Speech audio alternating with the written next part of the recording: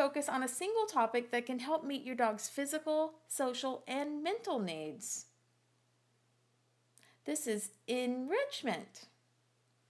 Enrichment is environmental stimulation and can include physical exercise, chews, interactive games with you, new sights, sounds, and scents. It can be variety and new challenges. Zoos have recognized the importance of enrichment. Animals in the wild spend hours searching for food, and they're hardwired to enjoy this behavior. Here are just a few of the many ideas you can use to enrich your dog's environment and life. Dogs are predators and enjoy the game of chase. You can tie a toy onto a rope and drag it around as an outlet for your dog's natural chase desires. Here's a toy made for this purpose. It's on a lunge line and called the tail teaser. I'm going to show you a few food puzzles now. This is a kibble nibble. You just put the dog's kibble in it, close it up, and let the dog figure out how to get the kibble out. Sylvie's an expert at it, as you'll see. Some dogs need more challenging puzzles, but Sylvie eats pretty slowly to begin with, so this works for her. And this is a tug-a-jug. Normally it has a rope in it, which slows down the kibble from coming out so fast. But Sarge is still entertained by it.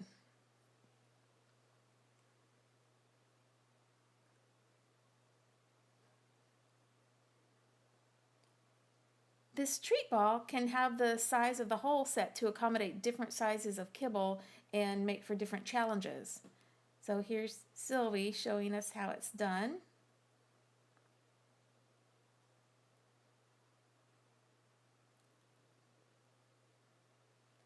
This is a treat maze. It's a little more challenging. The dog has to figure out how to get it on the right angle to get the treats out. And here is the dog brick. I loaded it with a treat under each sliding compartment and under each bone for the dogs to figure out. They use their nose to determine that there's food in there and then figure out how to get it with their paw or mouth. Every dog does it a little bit differently, just as every dog has unique likes and dislikes. You can see Sarge here taking his time to get a single treat and any crumbs out of every compartment.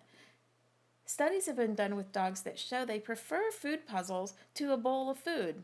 You can Google dog food puzzles for a lot more options. Here's the dog finder, which has about 30 bones. Here I've only loaded up about 4 of the bones with a treat under them. But you can see that all these puzzles extend the time it takes for the dog to eat his meal and make it more interesting. Some other ideas are the Nylabone Romp and Chomp, which has little crevices to put treats or peanut butter in, and it can be frozen. You may already have a Kong or two. These are chew toys and can also be stuffed with food for a challenge and frozen as well. There are even recipes online that you can find. This one just has a little bit of peanut butter in it. A little goes a long way in these food puzzles. Also from Kong is a Squirrel Dude. I just love the name of this. It has a little smaller hole than the Kong, so it can be a little more challenging to get the treats out. Sylvie's method here is quite effective. Just stand it up and let the treats come out. Good job. Here's the Kong Quest Critter. It's a durable rubber that can massage the dog's gums. Okay, Sarge. Enjoying this. So you don't have to go out and buy food puzzles. You can make your own. Here's a muffin tin with tennis balls covering the kibble.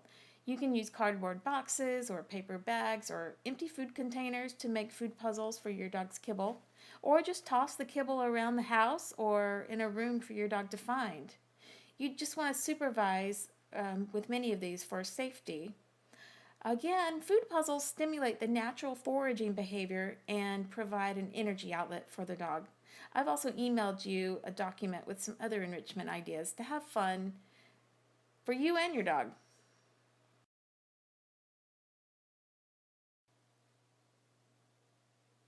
And now for your homework. This is fun. You're going to get your dog's food and hand feed him. Just get his regular meal or part of it, sit in a chair or sit on the floor, and you're going to control the resource, not the dog, which means here I'm covering up the food, waiting till he stops trying to get it, and then I'll uncover it and start feeding him. One kibble at a time or maybe a handful at a time, but we're just having a good time here. So some of the benefits of hand feeding are it builds a strong bond, adds focus, slows down speedy eaters, builds trust. You can practice known behaviors or teach new ones. You can hand feed your dog without having him do anything.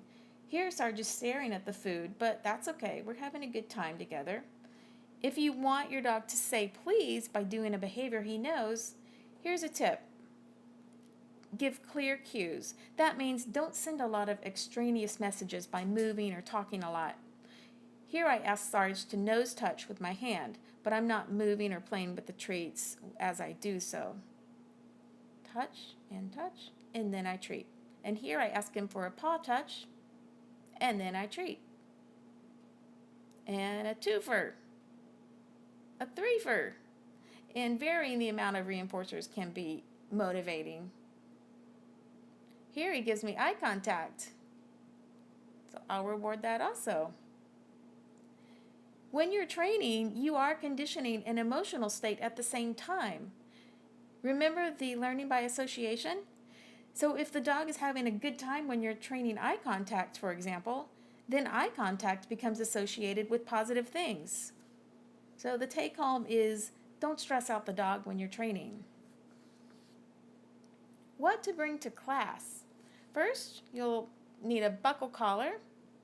This is just a safety tool to connect the leash to. Or if your dog tends to pull out of his collar, you can use a martingale. This is a limited slip type of collar. Or if you don't want to put pressure on your dog's collar, you can use a body harness.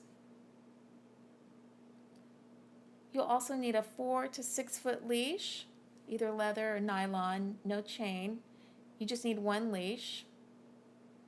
And you'll also need a mat or a towel. This is a memory foam bath mat, waterproof on the bottom, can be washable. It's very soft and comfortable for the dog. Or a towel will work. You'll need one or the other. The mat is probably more comfortable for your dog. And we'll need to choose a clicker or a marker. This is the clicker that you saw earlier.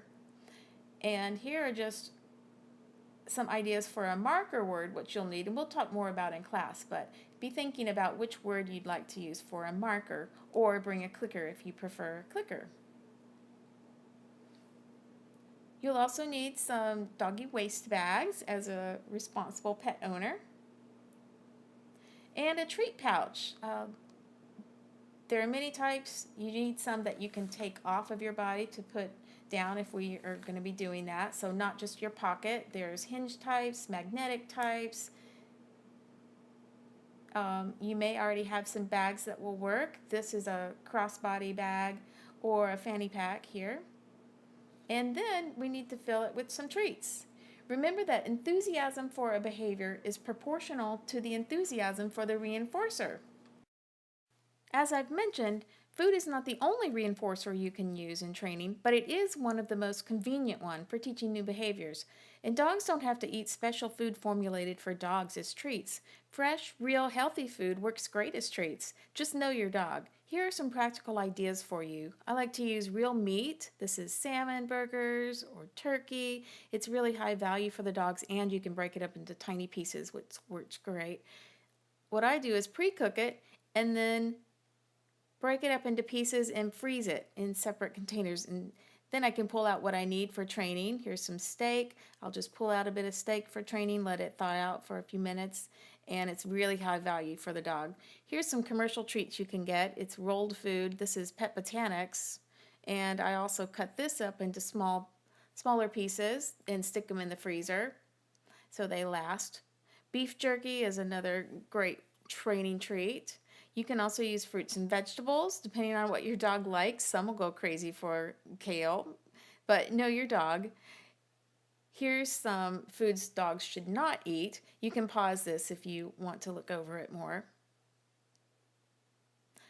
And peanut butter is another high value treat that works great for training. And what I like to do is get a little tube. This is called a goo tube from a camping store, and I just fill it with peanut butter, and then I can use this for a messy-free way to treat my dog with peanut butter. You can also use your dog's kibble, productively in training. It's small, bite-sized. Sometimes it's not as high value for the dog, but you could try different varieties of kibble. Check out dogfoodadvisor.com for the how many stars your dog food adds up to. And then I like to create a little mixture of a variety of foods, especially the small bite kibble. That works well because it is easy and quick for the dog to ingest. And then you can also use some just commercial dog treats. Look for the healthy stuff, and small, soft is the best. Doggy trail mix, here's an idea. Just use some little chicken and other treats broken up small. And here is an interesting idea for tricks. It's a lickety stick. It's broth, looks like roll-on deodorant, but it just gives your dog a lick of a treat, which they enjoy. Here are some optional ideas for class. If you like, bring something for your dog to chew on or stay busy with. Here's a bully stick he could chew on. I ordered these online. Or you could bring a Kong with some stuff in it to keep him occupied. If your dog already uses a head halter, you can bring that. I prefer the Halti brand. It fits better. So don't use this if your dog is not already accustomed to wearing one, because it does take some time to condition them. If you use it, I do prefer using 2 points of contact rather than just one, but it does work well for not putting pressure on the dog's neck if they pull. If your dog uses an Easy Walk harness, or if you'd like to use it, I showed it to you earlier with Sarge. It is a management tool, and we'll also be working on loose leash walking, but you can use this if you'd prefer. And this is a Thunder shirt. If your dog already uses this and it helps your dog to be more calm or relaxed or less anxious, feel free to bring it. It certainly helps Sylvie with thunder phobia. And what not to bring to class, just a few things here. We don't need a choke chain. One use for a choke chain is if your dog chews on the leash, you can attach the choke chain to the collar and then attach your leash to the chain, and your dog won't want to chew the chain part of the leash. Flexi or extendable leash, I have these, but we won't use them for group class. And remember, we're going to be outside in the grass, and so wear comfortable shoes. Thank you for taking time to watch this orientation. I think it's awesome that you're interested in training for your dog, and I'm happy to help you. Let's start catching our dogs in the act of getting it right. See you in class.